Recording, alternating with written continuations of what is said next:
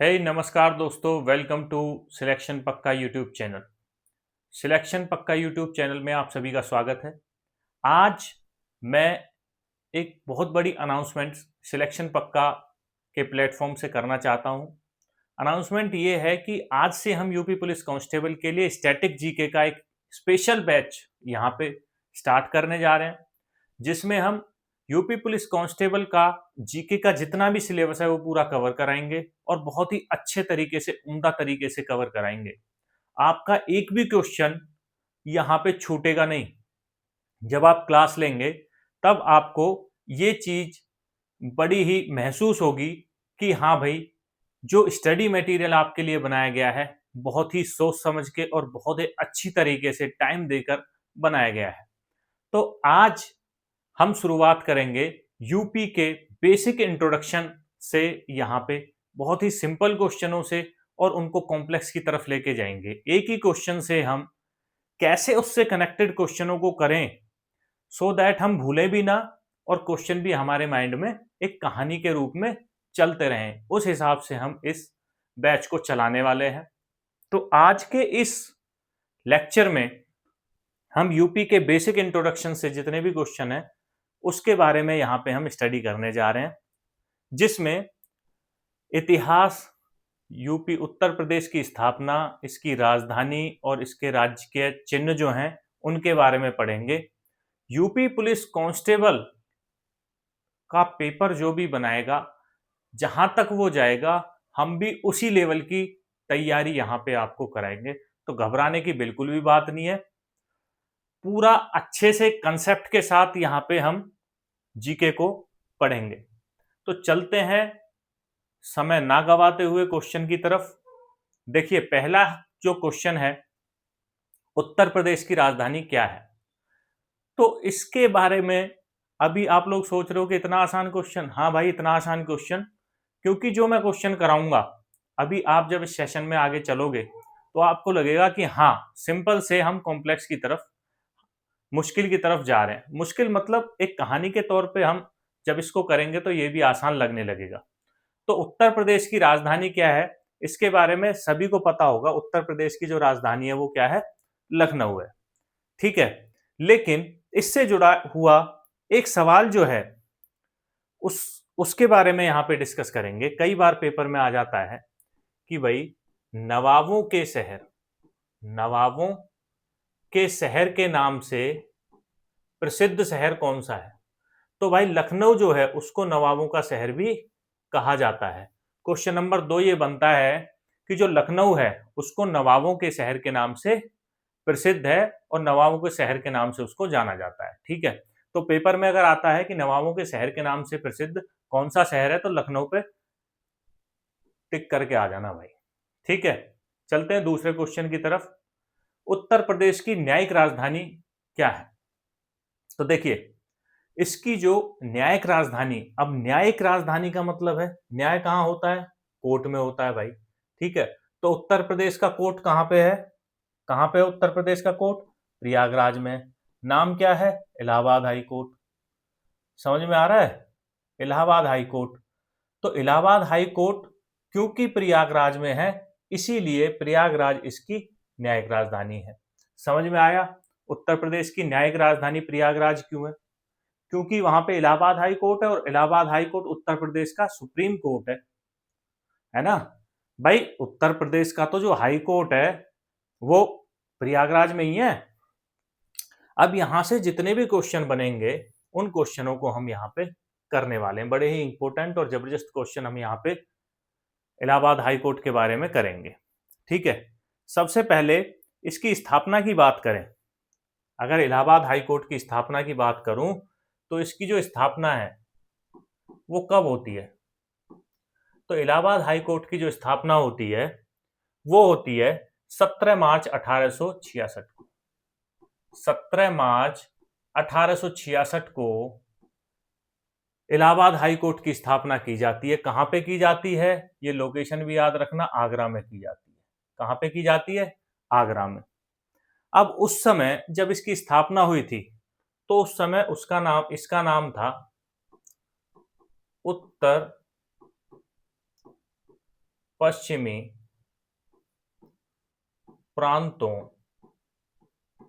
के लिए उच्च न्यायालय। क्या नाम था भाई?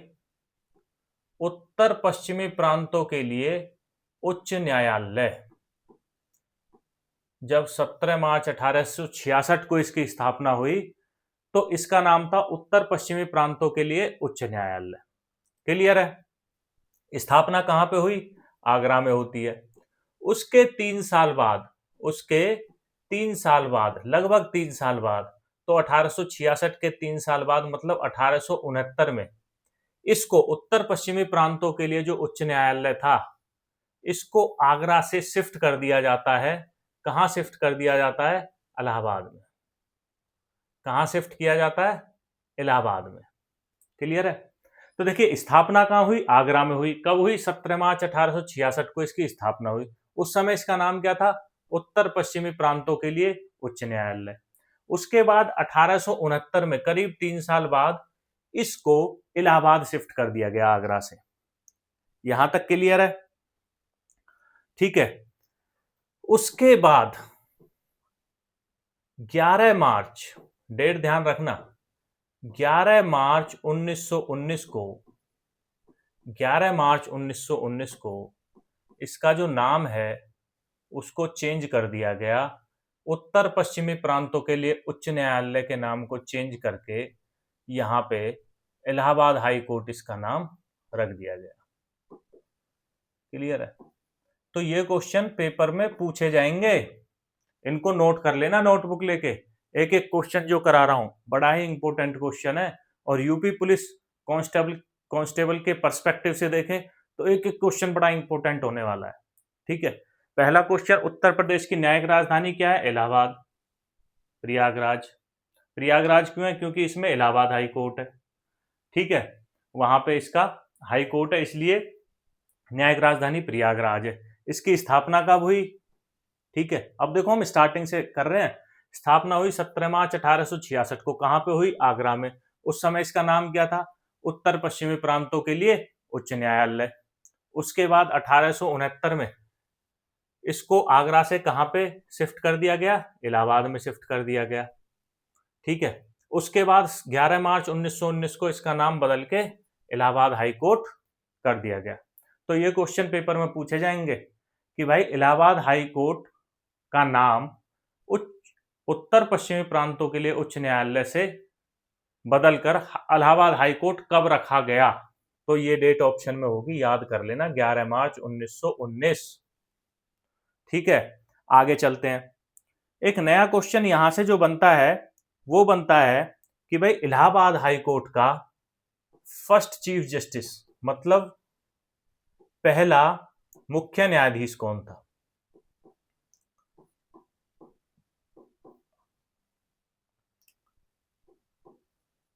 इलाहाबाद हाई कोर्ट का पहला मुख्य न्यायाधीश कौन थे? तो इलाहाबाद हाई कोर्ट के जो पहले मुख्य न्यायाधीश थे वो थे सर वॉल्टर मॉर्गन। कौन थे? Sir Walter Morgan. ये इलाहाबाद हाई कोर्ट के पहले चीफ जस्टिस बोल दूं या मुख्य न्यायाधीश बोल दूं, वो थे। ठीक है, तो पेपर में ये क्वेश्चन भी पूछा जा सकता है कि इलाहाबाद हाई कोर्ट के पहले चीफ जस्टिस कौन थे? Sir Walter Morgan. यहां तक क्लियर है सभी को? ठीक है, अभी इलाहाबाद हाई कोर्ट के से ही नेक्स्ट क्वेश्चन करने वाले हैं कि भाई इलाहाबाद हाई कोर्ट में जजों की संख्या कितनी है? किसकी? जजों की। जजों की संख्या कितनी है? 160। ध्यान रखना भाई, इलाहाबाद हाई कोर्ट में जजों की संख्या कितनी है? 160। और यहां से एक और क्वेश्चन जनरेट होता है कि भारत में जजों की संख्या, सबसे ज्यादा जजों की संख्या कौन से हाई कोर्ट में है? उसका आंसर भी आएगा इलाहाबाद हाई कोर्ट। समझ में आ रहा है? पूरे भारत में सबसे ज्यादा जज जो हैं वो इलाहाबाद हाई कोर्ट में, कितने? 160। क्लियर है? इसमें से एक क्वेश्चन और यहां पे बन सकता है कि जो इलाहाबाद हाई कोर्ट है, इसकी जो मेन बेंच है, मेन बेंच का मतलब है, मेन का मतलब मुख्य है और बेंच का मतलब पीठ, तो इसकी जो मुख्य पीठ है वो कहाँ है? तो मुख्य पीठ कहाँ है? जहां पे हाई कोर्ट है। हाई कोर्ट कहाँ पे? इलाहाबाद में। ठीक है, तो इसकी मुख्य पीठ कहाँ है? इलाहाबाद में। क्वेश्चन घुमा के थोड़ा सा पूछ सकता है। दूसरा पूछ सकता है इसकी जो परमानेंट बेंच है, जो इसकी परमानेंट बेंच है, परमानेंट बेंच का मतलब है स्थायी पीठ। स्थायी पीठ, बेंच का मतलब पीठ होता है, परमानेंट का मतलब स्थायी, वो कहाँ पे है? तो भाई इसका आंसर हो जाएगा लखनऊ। इन दोनों क्वेश्चनों को ध्यान रखना, गलत मत करके आ जाना पेपर में। ठीक है, कहीं वो पूछे कि हाँ भाई इसकी मुख्य मुख्य पीठ कहाँ पे, उसमें लखनऊ कर दो, और पूछे कि इसकी परमानेंट बेंच मतलब स्थायी पीठ कहाँ है, तो उसमें इलाहाबाद कर दो। ठीक है, गलत हो जाएगा। मेन बेंच जो है, मुख्य पीठ जो है वो इलाहाबाद में है, और जो स्थायी पीठ है वो कहाँ है? लखनऊ में है। क्लियर है? चलो, अभी जो इलाहाबाद हाई कोर्ट है, क्वेश्चन एक इसमें करंट से भी बन जाता है। करंट से इसमें दो क्वेश्चन बनते हैं। कैसे? आपसे एग्जामिनर पूछ सकता है कि वर्तमान में इलाहाबाद हाई कोर्ट के चीफ जस्टिस का नाम क्या है? चीफ जस्टिस मतलब मुख्य न्यायाधीश का नाम क्या है? ठीक है, तो जो अभी में इलाहाबाद हाई कोर्ट के मुख्य न्यायाधीश हैं उनका नाम है जस्टिस अरुण भंसाली। क्या नाम है? जस्टिस अरुण भंसाली साहब प्रेजेंट में इलाहाबाद हाई कोर्ट के मुख्य न्यायाधीश हैं। क्लियर है? ये करंट से क्वेश्चन बन जाता है। दूसरा क्वेश्चन इसी से रिलेटेड बनेगा कि जो जस्टिस अरुण भंसाली साहब हैं, ये कौन से नंबर के चीफ जस्टिस हैं? तो ये हैं 51वें नंबर के, 51st, 51 नंबर के चीफ जस्टिस हैं इलाहाबाद हाई कोर्ट के। इन्होंने 5 फरवरी 2024 को शपथ ली थी। कब ली थी? 5 फरवरी 2024 को जस्टिस अरुण भंसाली साहब ने 51वें मुख्य न्यायाधीश के तौर पे इलाहाबाद हाई कोर्ट में शपथ ली थी। क्लियर है भाइयों? तो देखिए, एक ही क्वेश्चन से कितने क्वेश्चन हो गए? करीब 8 से 10 क्वेश्चन इसी क्वेश्चन में मैंने करा दिए हैं।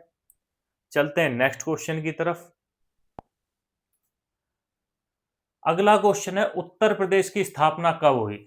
तो भाई उत्तर प्रदेश की स्थापना के बारे में अगर बात करूं तो भारत का जो संविधान है वो लागू हुआ था 26 जनवरी 1950 को।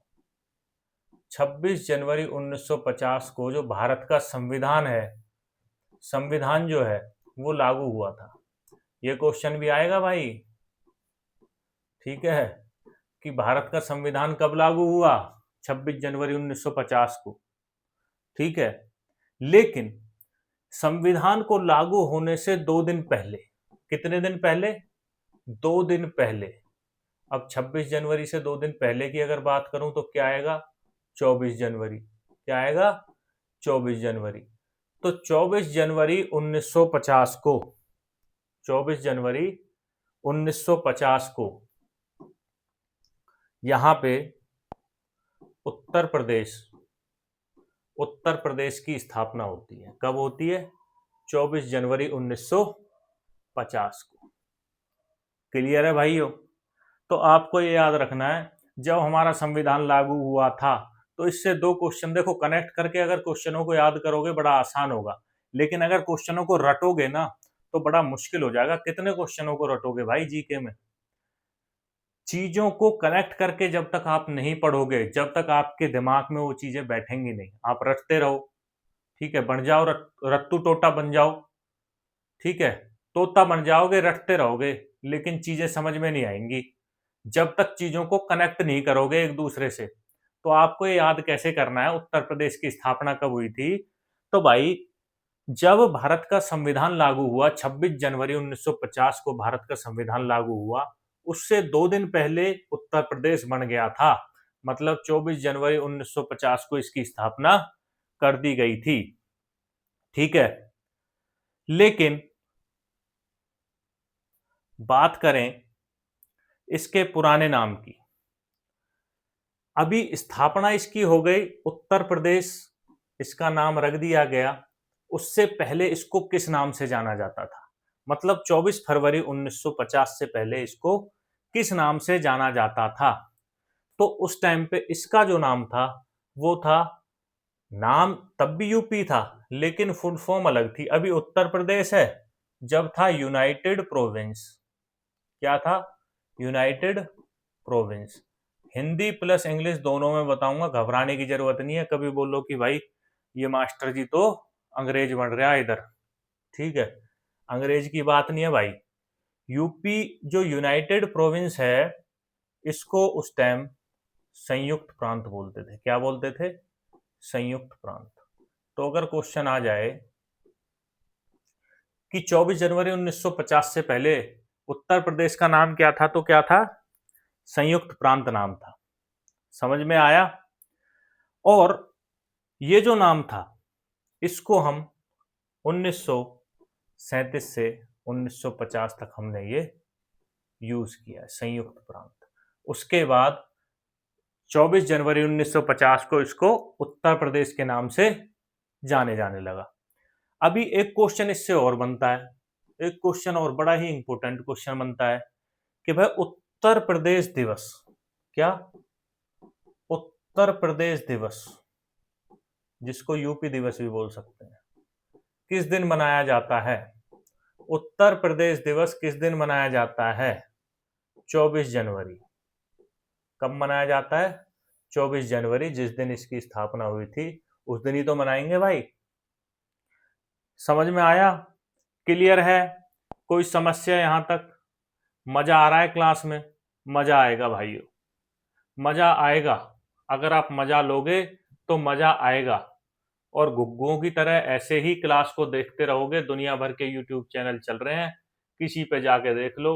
नेट आजकल फ्री हो ही गया है, देखते रहो, कुछ भी कुछ समझ में नहीं आने वाला। जब तक क्लास में इंटरेस्ट नहीं लोगे, चीजों को कनेक्ट नहीं करोगे, जब तक आपका कल्याण होने वाला नहीं है। ठीक है, चलते हैं आगे, बात करते हैं उत्तर प्रदेश का पुराना नाम क्या था। उत्तर प्रदेश का पुराना नाम क्या था? अभी कराया हूं, इसी क्वेश्चन में कराया है।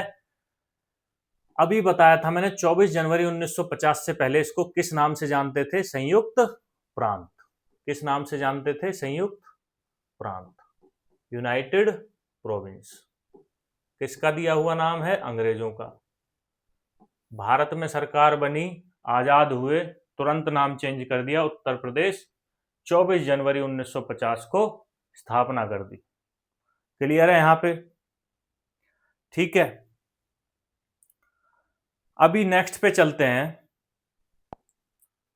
उत्तर प्रदेश का राज्य पशु कौन सा है? उत्तर प्रदेश का राज्य पशु कौन सा है? जो नए बच्चे हैं, जो अभी तैयारी कर रहे हैं, उनको ये चीजें पढ़नी पड़ेंगी। ठीक है, थोड़ा याद करना पड़ेगा। जिन्होंने कर रखा है, सबसे पहले जब बच्चा किसी चीज की तैयारी करता है तो इन्हीं चीजों को याद करता है। अपने प्रदेश का राज्य पशु, राज्य पक्षी, राज्य पेड़, इन चीजों को याद करता है, राज्य पुष्प। और जब किसी सेंट्रल गवर्नमेंट के एग्जाम की तैयारी करता है तो वो राष्ट्र की बात करता है, राष्ट्रीय पशु, राष्ट्रीय पक्षी, ठीक है, राष्ट्रीय पुष्प। अभी हम आज सिर्फ उत्तर प्रदेश पे फोकस रखेंगे। तो उत्तर प्रदेश का राज्य पशु क्या है? उत्तर प्रदेश का जो राज्य पशु है वो क्या है? बारहसिंगा। क्या है? बारहसिंगा। इसको दलदली हिरन भी कहते हैं। क्या बोलते हैं इसको? दलदली हिरन। हिरन की तरह दिखता है भाई ये, ठीक है, इसलिए इसका नाम दलदली हिरन भी है। अब बारहसिंगा क्यों बोलते हैं? बारह सिंगा, दो दो नामों, दो चीजों से मिलकर बना है, बारह सिंघा। बारह का मतलब बारह, सिंगा का मतलब सींग। जो इसके जो सींग हैं वो करीब जब निकलते हैं तो 12 और उससे कई बार ज्यादा भी हो जाते हैं। ठीक है, लेकिन जो मेन तौर पे देखा गया है कि 12 सींग होते हैं, इसीलिए इसका नाम बारहसिंगा यहाँ पे रखा गया है। ठीक है भाई, ये पाया कहाँ जाता है? ये पाया जाता है दुधवा क्षेत्रों में। कहाँ पाया जाता है? दुधवा क्षेत्रों में ये बहुत ज्यादा पाया जाता है। अब दुधवा क्षेत्र, अब आप सोचोगे भाई ये कौन सा नया वर्ड आ गया दुधवा? तो दुधवा क्षेत्र बोलते हैं भाई साहब दलदली और घास के मैदानों को। दलदली जमीन, दलदली जमीन व घास के मैदानों को, जहाँ घास के मैदान आपने देखे होंगे और वो थोड़ा थोड़ा दलदली भी हो, उसको बोलते हैं दुधवा क्षेत्र। क्या बोलते हैं? दुधवा क्षेत्र बोलते हैं। ठीक है, इसीलिए क्योंकि दलदली जमीन और घास के मैदानों में पाया जाता है, इसीलिए इसका नाम भी दलदली हिरण, इसीलिए इसका नाम दलदली हिरण रखा गया है। अगर मैं चित्र की बात करूं, आपको दिखा देता हूं। ये देखिए बाबूजी, ये रहे यहाँ पे बारहसिंगा साहब। इंग्लिश में स्वैम्प डियर इसको बोलते हैं। इसके जो ये सींग है आप देखोगे, ये निकले जो हुए हैं, ये देख रहे हो? ये जो सींग है इनके, ये सींग लगभग 12 होते हैं। कितने होते हैं? 12, इसलिए इसका नाम बारहसिंगा रखा गया है। देख रहे हो ग्राउंड में घास दिख रही है, और ये जो जमीन है यहाँ पे थोड़ी दलदली भी होगी, इसीलिए इसको दलदली हिरण भी कहा जाता है। ठीक है, अगला प्रश्न है, उत्तर प्रदेश का राज्य पक्षी कौन सा है? उत्तर प्रदेश का राज्य पक्षी कौन सा है? तो उत्तर प्रदेश का राज्य पक्षी है सारस। क्या है? सारस। अब थोड़ा सारस के बारे में जानकारी हासिल कर लेते हैं।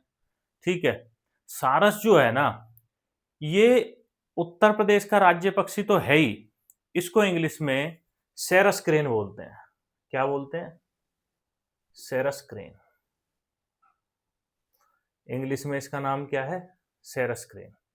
और हिंदी में कई बार आपको ऑप्शन में सारस की जगह यहाँ पे क्रेन भी दिख जाएगा लिखा हुआ। क्या दिख जाएगा? क्रेन। तो घबरा मत जाना कि सारस क्या, हमने तो सारस पढ़ा था, क्रेन कहाँ से आ गया।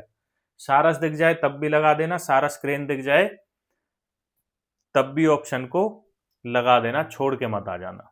ठीक है, अब जो ये सारस जी हैं, इनसे जुड़ी हुई कुछ महत्वपूर्ण जानकारी इस प्रकार से है कि ये दुनिया का सबसे ऊंचे उड़ने वाला पक्षी है। देख लेते हैं, एक बार नजर मार लेते हैं इस पे।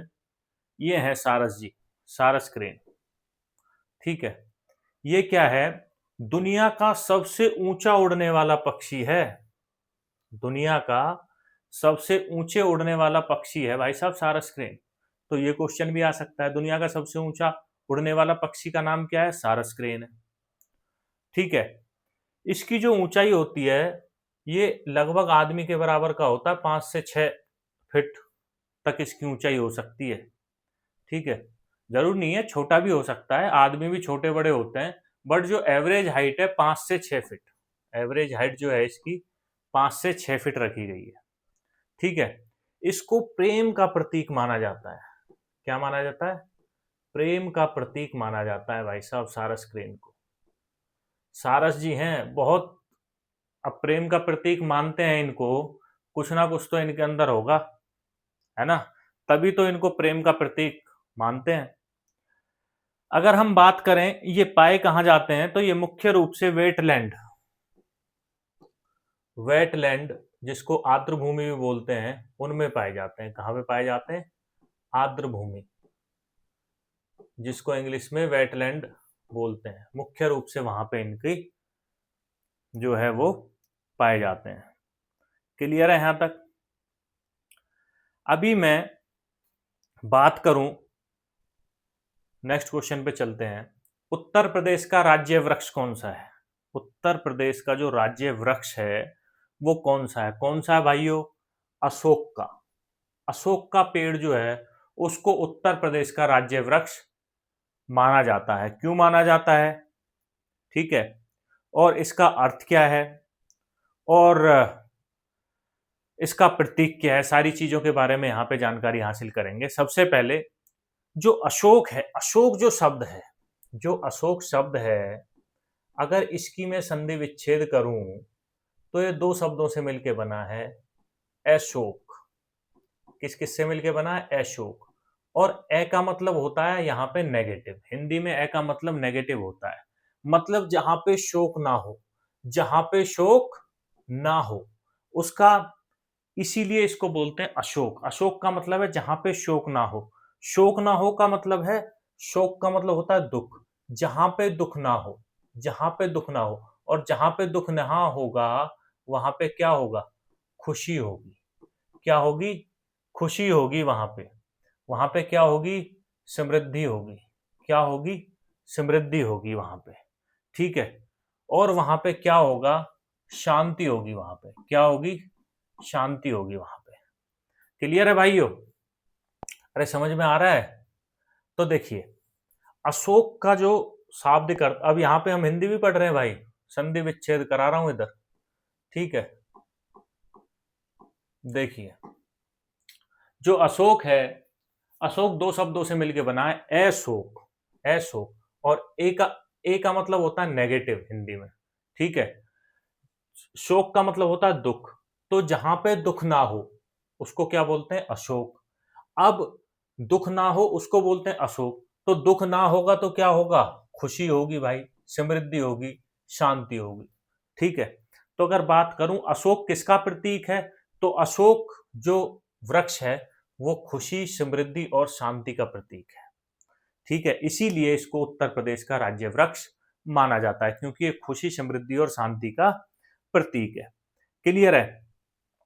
इसका अगर सांस्कृतिक महत्व के बारे में बात करें तो हिंदू और बौद्ध परंपराओं में, हिंदू और बौद्ध जो परंपराएं हैं उनमें इसको बहुत ही पवित्र माना गया है। क्या माना गया है, बहुत ही पवित्र। बहुत ही पवित्र है और है भी, क्योंकि खुशी, समृद्धि और शांति का क्या है, प्रतीक है। क्लियर है यहां तक? चलते हैं नेक्स्ट पे। क्वेश्चन नंबर 8, उत्तर प्रदेश का राज्य पुष्प क्या है? पुष्प, पुष्प का मतलब फूल होता है। क्या होता है, फूल होता है। इंग्लिश में बोलते हैं फ्लावर, फ्लावर भी बोल देते हैं। ठीक है, फ्लावर भी बोल देते हैं भाई, प्रोनाउंसिएशन करने के अलग अलग तरीके हैं, तो आप कुछ भी बोल लेना। तो उत्तर प्रदेश का राज्य पुष्प जो है, राज्य फूल जो है, राज्य फ्लावर जो है, वो क्या है, वो है पलाश। क्या है, पलाश है। ठीक है, जो पलाश जो है, इसके जो फूल होते हैं वो लाल कलर के होते हैं। किस कलर के होते हैं, लाल कलर के फूल होते हैं इसके, लाल रंग के इसके फूल होते हैं। और उनको जब देखते हैं ना, बड़े ही विचित्र लगते हैं, बड़े ही अच्छे लगते हैं। और उनकी तुलना जो की गई है, क्योंकि जंगल में पाया जाता है, तो उनकी तुलना की गई है जंगल की आग से। किससे की गई है, जंगल की आग से इनकी तुलना उन फूलों की गई है। तो पलाश को जंगल की आग भी कहा जाता है। पलाश का दूसरा नाम क्या है, जंगल की आग। देखने में बड़े अट्रैक्टिव लगते हैं, लाल रंग के होते हैं, इसलिए पलाश को जंगल की आग भी कहा जाता है। तो उत्तर प्रदेश का राज्य पुष्प है पलाश। क्लियर है? अब पलाश को देख भी लेते हैं भाई, पलाश दिखता कैसे है। ये देखिए, ये है पलाश। ये क्या है, पलाश है। ये दिख रहा है आग की तरह, फ्लेम, फ्लेम जिस कलर की होती है उस कलर का दिख रहा है, इसीलिए इसको जंगल की आग भी कहा जाता है। तो जो पलाश है, पलाश के बारे में बात करूं, इसके जो फूल हैं वो बहुत ही आकर्षक होते हैं। फूल क्या होते हैं इसके, बहुत ही आकर्षक होते हैं। इसके आकर्षण फूलों के कारण इसे जंगल की आग भी कहा जाता है। मैंने क्या बोला था, बड़े ही अच्छे लगते हैं, बड़े ही सुहावने लगते हैं, अट्रैक्टिव लगते हैं, इसीलिए इसको जंगल की आग भी कहा जाता है। ये अशोक जी के पेड़ है। अशोक वृक्ष शांति और समृद्धि का प्रतीक माना जाता है, ये मैं आपको पहले ही बता चुका हूं। ठीक है, चलते हैं नेक्स्ट क्वेश्चन पे। उत्तर प्रदेश में कुल कितने जिले हैं? उत्तर प्रदेश में कुल कितने जिले हैं? बहुत इंपॉर्टेंट क्वेश्चन है। अभी आज की डेट में कुछ बच्चे इसको गलत भी कर सकते हैं, लेकिन इसका जो करेक्ट आंसर है आज की डेट में वो 75 है। कितना है, 75। उत्तर प्रदेश में कुल जिले कितने हैं, 75। वर्तमान में उत्तर प्रदेश में जिलों की संख्या 75 है। लेकिन अगर हम बात करें अभी नवंबर 2025 में, कब, नवंबर 2025 में क्या हुआ था, अगर किसी को याद हो तो। उत्तर प्रदेश सरकार ने जो इनके पूर्व मुख्यमंत्री थे, कौन? कल्याण सिंह। कौन थे? कल्याण सिंह जी। उत्तर प्रदेश के पूर्व मुख्यमंत्री कल्याण सिंह जो थे, उनकी स्मृति में, उनकी याद में इन्होंने 76वें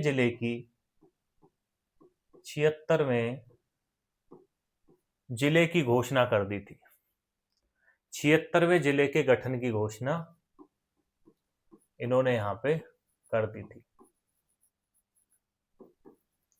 उत्तर प्रदेश सरकार ने नवंबर 2025 में पूर्व मुख्यमंत्री कल्याण सिंह की स्मृति में 76वें जिले के गठन की घोषणा की। उसका नाम जो होगा वो होगा कल्याण सिंह नगर। क्या होगा?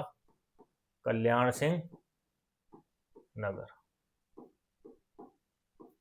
ये 76वां जिला होने वाला है उत्तर प्रदेश का। क्लियर है? अभी वर्तमान में 75 ही है। आप बोलोगे नवंबर 2025 में जब इन्होंने घोषणा कर दी तो अभी तक बनाई नहीं है। भाई साहब, जब एक नया जिला बनता है तो उसमें बहुत सारी चीजें होती हैं। ऐसे ही नहीं कि हाँ भाई घोषणा की और बन गया। ठीक है, तो अभी प्रोसेस में है, बहुत जल्दी बन जाएगा। इसके बारे में भी चर्चा करेंगे। सबसे पहले बात करते हैं, उत्तर प्रदेश में 75 जिले हैं। उसके बाद बात आती है मंडलों की। ठीक है, मंडलों की बात अगले क्वेश्चन में करेंगे, पर फिर भी मैं बता देता हूं उत्तर प्रदेश में मंडलों की संख्या कितनी है? 18 है। मंडलों की संख्या कितनी है? 18 है। ठीक है, जो उत्तर प्रदेश है वो भारत का सबसे अधिक जिलों वाला राज्य है भाई साहब। 75 जिले किसी भी राज्य में अभी तक नहीं हैं। सबसे ज्यादा जिलों वाला राज्य कौन सा है? उत्तर प्रदेश। ये क्वेश्चन भी यहां से बन गया। ठीक है, क्वेश्चन बनते रहेंगे, आपको नोट डाउन करते रहना है। बाद में ये नहीं होना चाहिए सर हम तो रह गए। बाकी यूट्यूब पे क्लास पड़ी रहेगी, आप कितनी बार देखना। रह भी जाता है तो कोई दिक्कत नहीं है। ठीक है, बात कर लेते हैं कि उत्तर प्रदेश भारत का सबसे अधिक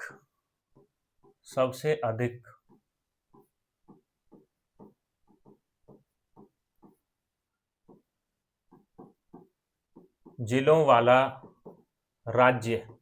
सबसे अधिक जिलों वाला राज्य कौन सा है? उत्तर प्रदेश। सबसे अधिक न्यायाधीशों, सबसे अधिक न्यायाधीश किस प्रदेश के हाई कोर्ट में हैं? उत्तर प्रदेश। ठीक है, सबसे ज्यादा लोकसभा सीट किस राज्य में है? उत्तर प्रदेश। समझ में आ रहा है? उत्तर प्रदेश बहुत सारी चीजों में आगे भाई साहब। ठीक है, बात करते हैं सबसे बड़े जिले के बारे में। देखिए, जिले तो हैं इसमें 75। कितने जिले हैं? 75। लेकिन उत्तर प्रदेश का सबसे बड़ा जिला कौन सा है? ये क्वेश्चन भी तो आ सकता है। उत्तर प्रदेश का सबसे बड़ा जिला कोई बता सकता है? यूपी का सबसे बड़ा जिला बताने वाले तो बहुत होंगे भाई, कमेंट में छोड़ देना। ठीक है, लखीमपुर खीरी। क्या है? लखीमपुर खीरी। लखीमपुर खीरी जो है वो उत्तर प्रदेश का सबसे बड़ा जिला है। क्षेत्रफल के हिसाब से मैं यहाँ पे बात कर रहा हूँ। अब ये तो हो गया सबसे बड़ा जिला। अब यूपी का सबसे छोटा जिला कौन सा है? यूपी का सबसे छोटे जिले की बात करूं तो वो है हापुड़। कौन सा है? हापुड़ यूपी का सबसे छोटा जिला है। ठीक है, तीसरा क्वेश्चन यहां पे बनता है कि सबसे अधिक जनसंख्या वाला जिला कौन सा है? यूपी का सबसे अधिक जनसंख्या वाला जिला, तो यूपी का सबसे अधिक जनसंख्या वाला जिला कौन सा है भाई साहब? प्रयागराज। कौन सा है? प्रयागराज। क्लियर है? और प्रयागराज क्या है? न्यायिक राजधानी है उत्तर प्रदेश की, याद रखना, भूल मत जाना। ठीक है, उसके बाद अब हम आ जाते हैं देखिए, जो 76वां जिला बन रहा है, ये पूर्व मुख्यमंत्री कल्याण सिंह की स्मृति, उनकी याद में कल्याण सिंह नगर के नाम से बन रहा है। अब इसमें कुछ जो तहसील है, जो नया जो ये जिला बनेगा, वो बनेगा कहाँ-कहाँ से? अलीगढ़ और बुलंदशहर की कुछ इसमें तहसीलें हैं, जैसे अतरौली हुआ, गंगीरी हुआ, डिबाई हुआ, इनसे मिलके ये बनेगा। लेकिन जब इसका फॉर्मेशन हो जाएगा, जब बन जाएगा, जब इसके बारे में पूरी संपूर्ण जानकारी हमारे पास आएगी। चलते हैं अगले क्वेश्चन पे। एक क्वेश्चन पीछे भाइयों रह गया, मंडलों वाला। क्वेश्चन है, उत्तर प्रदेश में कुल कितने मंडल हैं? अभी कराया है, उत्तर प्रदेश में कितने मंडल हैं? 18 मंडल हैं। कितने मंडल हैं? 18। तो ऑप्शन नंबर सी करेक्ट यहाँ पे हो जाएगा। उत्तर प्रदेश में मंडलों की संख्या 18 है। अब इनके नाम अगर मैं आपको बताऊं तो थोड़ा लंबा हो जाएगा, आप सर्च कर सकते हैं, आपको मिल जाएगा। 18 मंडल हैं इसमें। अभी जो इसके सबसे बड़े मंडल हैं उनके बारे में बात कर लेते हैं कि यूपी के 18 मंडलों में से सबसे बड़े मंडल, यूपी के सबसे बड़े मंडल, यूपी के 3 सबसे बड़े मंडल हैं। कौन कौन से हैं? पहले नंबर पे अगर बात करूं तो आता है लखनऊ। क्या आता है? लखनऊ आता है। दूसरे नंबर पे क्या आता है? कानपुर। और तीसरे नंबर पे आता है मेरठ। तीसरे नंबर पे क्या आता है? मेरठ। ये 3 जो हैं सबसे बड़े मंडल हैं उत्तर प्रदेश के अंदर। सबसे बड़े कैसे हैं? इन तीनों में 6-6 जिले हैं। तीनों में अगर जिलों की संख्या की बात करूं तो एक ही मंडल में 6 जिले हैं। इन तीनों मंडलों में 6-6 जिले आते हैं, इसीलिए ये सबसे बड़े मंडल हैं उत्तर प्रदेश के। अब सोचो, 6 जिले मिलके एक मंडल बना रहे हैं, ठीक है? कौन कौन से? लखनऊ, कानपुर और मेरठ। तीनों जिले सबसे बड़े हैं जिनमें 6-6 मंडल है। तो क्वेश्चन आता है भाई, आ सकता है, यूपी का सबसे बड़ा मंडल कौन सा है? ठीक है, इनमें से एक ऑप्शन दे देगा। क्लियर है? अब बात कर लेते हैं कि मंडलों में जिलों की जो संख्या होती है वो कितनी होती है? वो हो सकती है 3 से लेके 6 तक। 3 से लेके 6 तक इसकी संख्या होती है। क्लियर है भाइयों? चलते हैं अगले सवाल पे। उत्तर प्रदेश का सबसे बड़ा जिला क्षेत्रफल के हिसाब से पहले बता चुका हूं भाई साहब, पहले क्वेश्चन में करा चुका हूं। जब आप पूरी क्लास जीके की कर लोगे ना मेरे पास से सिलेक्शन पक्का से, जब आप 30 से 35 दिन 40 दिन की क्लास कर लोगे, आप बोलोगे भाई साहब जीके इतनी स्ट्रांग हो गई, कहीं से भी पूछ ले घेर के सवाल को निकाल देंगे भाई साहब। समझ में आया? उत्तर प्रदेश का सबसे बड़ा जिला क्षेत्रफल के हिसाब से कौन सा है? लखीमपुर खीरी। अब क्षेत्रफल कितना है इसका? क्षेत्रफल की बात करूं तो करीब 7680 वर्ग किलोमीटर, स्क्वायर किलोमीटर है। हिंदी में ऐसे लिखते हैं भाई, ठीक है? तो 7680 स्क्वायर किलोमीटर इसका जो क्षेत्रफल है वो है। नेक्स्ट पे आते हैं उत्तर प्रदेश का सबसे छोटा जिला। सबसे छोटा छोटा जिला कौन सा है? ये भी मैं आपको करा चुका हूं। कौन सा है? हापुड़ है। कौन सा है? हापुड़ है।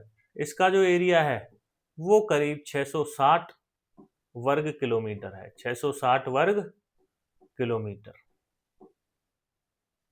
हापुड़ का जो एरिया है वो 660 वर्ग किलोमीटर है, ठीक है? ये पहले गाजियाबाद का हिस्सा होता था। पहले किसका हिस्सा होता था ये हापुड़? गाजियाबाद। पहले गाजियाबाद जिले में आता था। इसका 2011 में इसको जिला घोषित कर दिया गया और अलग से जिला बना दिया, ठीक है? चलते हैं अगले सवाल पे। 13वां सवाल है, ताजमहल किस शहर में स्थित है? सभी को पता है, बच्चे बच्चे को पता है ताजमहल किस शहर में स्थित है। किसमें है भाई? आगरा में। किसमें है? आगरा में। लेकिन ये तो आपको पता है, लेकिन इससे जुड़े हुए 2-3 क्वेश्चन है जो पेपर में पूछ लिए जाते हैं। और ये भी पूछा हुआ क्वेश्चन है, ताजमहल किस शहर में स्थित है? आगरा शहर में। ठीक है। क्वेश्चन है कि ताजमहल जो है वो बनवाया किसने था? ताजमहल किसके द्वारा बनाया गया? तो इसमें आप करोगे शाहजहां। क्या करोगे? शाहजहां के द्वारा ताजमहल का निर्माण कराया गया। ठीक है भाइयों। उसके बाद पूछ लिया जाता है कि ताजमहल किस नदी के किनारे है? ताजमहल किस नदी के किनारे है? तो ताजमहल यमुना नदी के किनारे है। कौन सी नदी के किनारे है? यमुना नदी। बिल्कुल इसके पास से गुजर के जा रही है यमुना नदी। तीसरा जो क्वेश्चन इससे बनता है, जो ताजमहल है वो दुनिया के 7 अजूबों में शामिल है। दुनिया के 7 अजूबे जो हैं उनमें ये ताजमहल जी शामिल हैं भाई साहब। ठीक है। 3 बड़े इंपॉर्टेंट क्वेश्चन कि ताजमहल कहाँ पे? आगरा में है। ताजमहल का जो निर्माण है वो किसने करवाया? शाहजहां ने करवाया। ताजमहल किस नदी के किनारे है? यमुना नदी के किनारे। और ताजमहल को दुनिया के 7 अजूबों में शामिल है ये भाई साहब। ठीक है। नेक्स्ट क्वेश्चन आ जाते हैं, काशी विश्वनाथ मंदिर कहाँ स्थित है? काशी विश्वनाथ मंदिर कहाँ स्थित है? सभी को पता है कहाँ पे स्थित है? वाराणसी में। कहाँ पे है काशी विश्वनाथ मंदिर? वाराणसी में। बड़ा इंपॉर्टेंट क्वेश्चन है, बड़ा जबरदस्त क्वेश्चन है। इससे जुड़ी हुई बहुत सारे क्वेश्चंस हम यहाँ पे करेंगे। इससे जुड़ी हुई बहुत सारी जानकारी यहाँ पे लेंगे। ठीक है। जो काशी विश्वनाथ मंदिर है ये गंगा नदी के पश्चिम तट पर स्थित है। कहाँ पे है? पश्चिम तट पर। किसके? गंगा नदी के। गंगा नदी के पश्चिमी तट पर है। तो ये क्वेश्चन भी बनता है यहां पे कि काशी विश्वनाथ मंदिर किस नदी के किनारे स्थित है? काशी विश्वनाथ मंदिर किस नदी के किनारे स्थित है? तो गंगा नदी के किनारे स्थित है। कहां पे स्थित है? गंगा नदी के पश्चिमी तट पर स्थित है। क्लियर है? यहां पे जो भगवान शिव के 12 ज्योतिर्लिंग थे उनमें से एक यहां पे है, काशी विश्वनाथ मंदिर में। ठीक है। इसीलिए इसको हमारे जो हिंदुओं का सबसे पवित्र स्थल जो है, पवित्र स्थलों में इसको माना जाता है, गिना जाता है। इसकी अगर स्थापना की बात करूं, मैं थोड़ी हिस्ट्री पे इसकी पे चलते हैं कि काशी विश्वनाथ मंदिर की जो स्थापना है या ये बनवाया कब था, किसने बनवाया था। ठीक है। और इसकी थोड़ी बात कर लेते हैं। तो देखिए, काशी विश्वनाथ मंदिर की अगर स्थापना की बात करूं, काशी विश्वनाथ मंदिर की स्थापना की अगर बात करूं तो ये 1780 में, कब? 1780 में इंदौर की महारानी थी भाई साहब, अहिल्याबाई होलकर। अहिल्याबाई होलकर।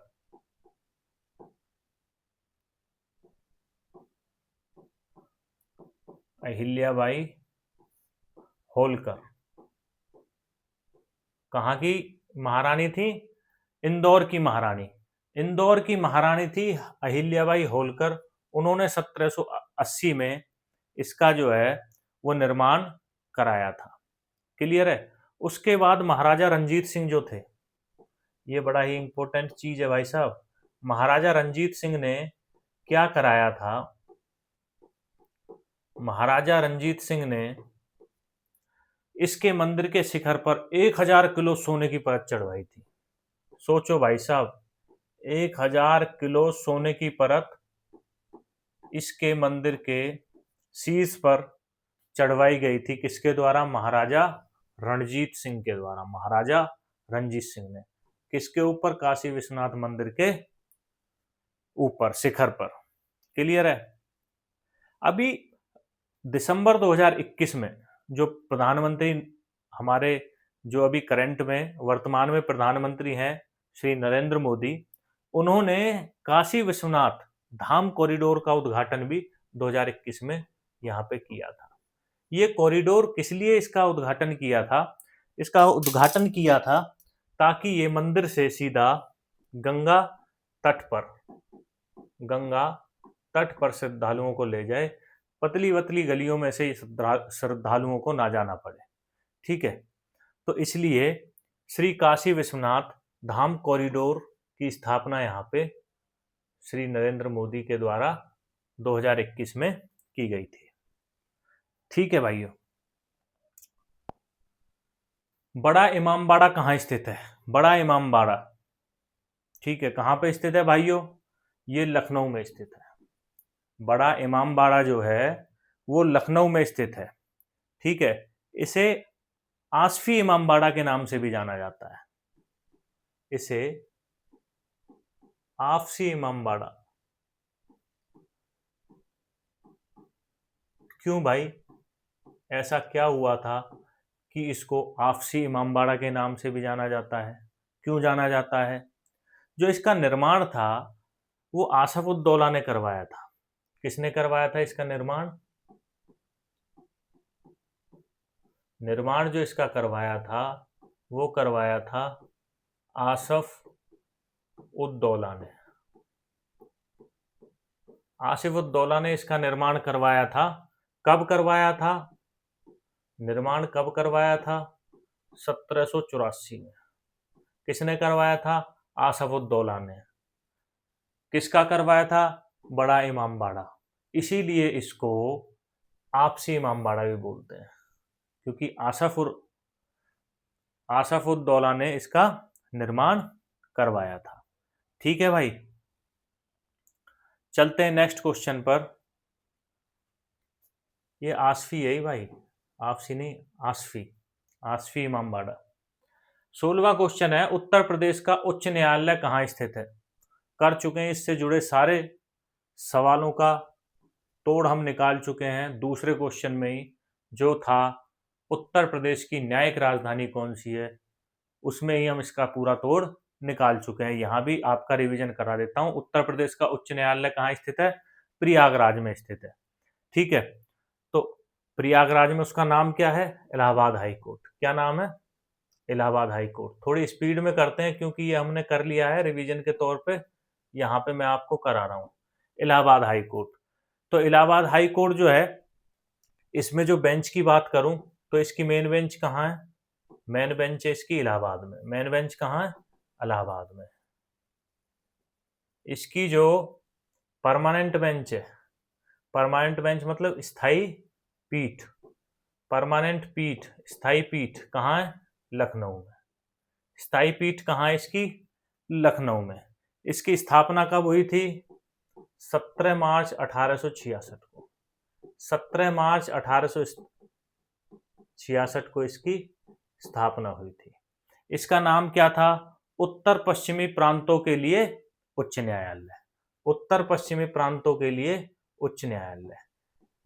इसकी स्थापना हुई कहाँ पे थी? आगरा में हुई थी। स्थापना कहाँ हुई थी? आगरा में हुई थी। 3 साल बाद आगरा से इसको कहाँ ले आया गया? इलाहाबाद में ले आया गया। 3 साल बाद आगरा से कहाँ ले आया गया? इलाहाबाद में ले आया गया। इसका नाम इलाहाबाद हाई कोर्ट कब रखा गया? 11 मार्च 1919 को इसका नाम उत्तर पश्चिमी प्रांतों के लिए उच्च न्यायालय से बदलकर इलाहाबाद हाई कोर्ट रख दिया गया। ठीक है, अभी बात करें इसकी, तो वर्तमान में इसके जो मुख्य न्यायाधीश हैं वो कौन है? वर्तमान में इसके जो मुख्य न्यायाधीश हैं इलाहाबाद हाई कोर्ट के, वो हैं जस्टिस अरुण भंसाली। जस्टिस अरुण भंसाली कौन से नंबर के चीफ जस्टिस हैं भाई साहब? 51वें नंबर के, 51st chief justice of Allahabad high court. Clear है यहां तक? बात आती है इलाहाबाद हाई कोर्ट में जजों की संख्या कितनी है? जजों की संख्या कितनी है? 160, जो भारत में किसी भी हाई कोर्ट में सबसे ज्यादा जजों की संख्या है। क्लियर है यहां तक? ये पूरा रिवीजन हो गया इलाहाबाद हाई कोर्ट का। चलते हैं नेक्स्ट क्वेश्चन पर। क्वेश्चन नंबर 17, उत्तर प्रदेश की सीमाएं कितने राज्यों से मिलती हैं? उत्तर प्रदेश की जो सीमाएं हैं वो कितने राज्यों से मिलती हैं? तो उत्तर प्रदेश की जो सीमाएं हैं वो 8 राज्यों से मिलती हैं। कितने राज्यों से मिलती हैं? 8 राज्यों से मिलती हैं दोस्तों। ठीक है, और इसके साथ साथ यहीं पे मैं एक चीज करा देता हूं, एक देश भी है जिससे उत्तर प्रदेश की सीमा मिलती है, उस देश का नाम है नेपाल। क्या नाम है? नेपाल। नेपाल नाम के देश से उत्तर प्रदेश की हमारे की सीमाएं मिलती हैं। क्लियर है भाई साहब? तो जो नेपाल है उससे सीमा कितने किलोमीटर की मिलती है? लगभग 560 से 570 किलोमीटर के आसपास हम उत्तर प्रदेश इससे नेपाल से बाउंड्री शेयर करता है। ठीक है। और उत्तर प्रदेश के कितने जिले नेपाल से बाउंड्री शेयर करते हैं? 7 जिले। कितने जिले हैं? 7 जिले। उत्तर प्रदेश की 7 डिस्ट्रिक्टें जो है नेपाल के साथ सीमा को छूती हैं। ठीक है। अब बात करते हैं कि यहां पे तो ये तो हो गया, उत्तराखंड राज्य कब अलग हुआ? उत्तराखंड जो राज्य है वो कब अलग हुआ? ठीक है। तो इसका जो सही उत्तर है वो है 2000। सन 2000 में क्या हुआ था? 9 नवंबर 2000 को उत्तर प्रदेश से अलग होकर भारत का 27वां राज्य उत्तराखंड बना था। कौन सा राज्य बना था? 27वां राज्य। ठीक है। तो ये बात है भाई साहब 9 नवंबर 2000 की बात मैं आपको बता रहा हूं। 9 नवंबर 2000 में जो उत्तराखंड है ये उत्तर प्रदेश से अलग हुआ और भारत का 27वें राज्य के रूप में यहाँ पे निर्मित हो गया, बन गया। कौन सा राज्य बना था? 27वां राज्य। इससे पहले इसको उत्तरांचल कहते थे और 2007 में इसका नाम क्या कर दिया? उत्तराखंड। इससे पहले क्या बोलते थे? उत्तरांचल। क्या बोलते थे? उत्तरांचल। क्लियर है?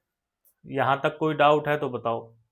होना नहीं चाहिए कि क्वेश्चन को क्लियर करता चल रहा हूं, जो भी कनेक्टेड क्वेश्चन है उनको सारों को यहां पे करा रहा हूं।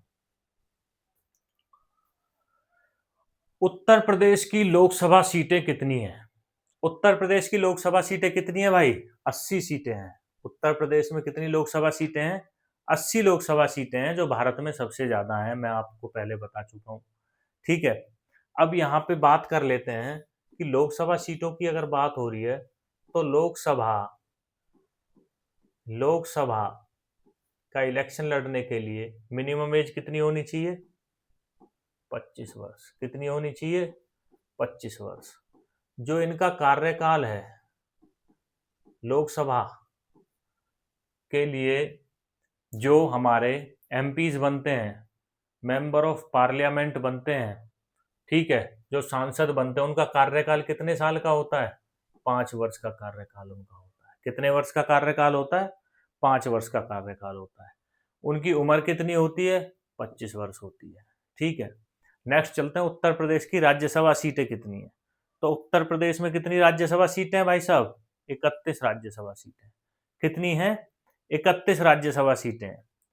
तो देखिए, अभी राज्यसभा की बात करूं तो राज्यसभा में